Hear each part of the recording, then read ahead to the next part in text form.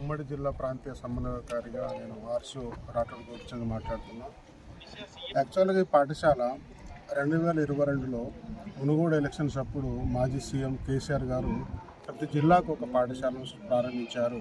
అప్పట్లో మనకు మాజీ ఎమ్మెల్యే జోగరామన్న గారు అదే రకంగా ప్రజలతో సమీక్షించి మాట్లాడి ఈ నియోజకవర్గంలో ఎక్కడ ఉండాలని అనేసరికి బేలా అని చెప్పడం, స్థానికంగా ఉన్న ఎంపీపీ, జడ్పీటీసీ, సర్పంచులు, ఉప సర్పంచులు అదే రకంగా మిగతా ప్రజాప్రతినిధులు బేలా అని అనడంతో సీఎం గారు కూడా మాకు బేలా పేరు మీదనే స్కూళ్ళు శాంక్షన్ చేయడం జరిగింది.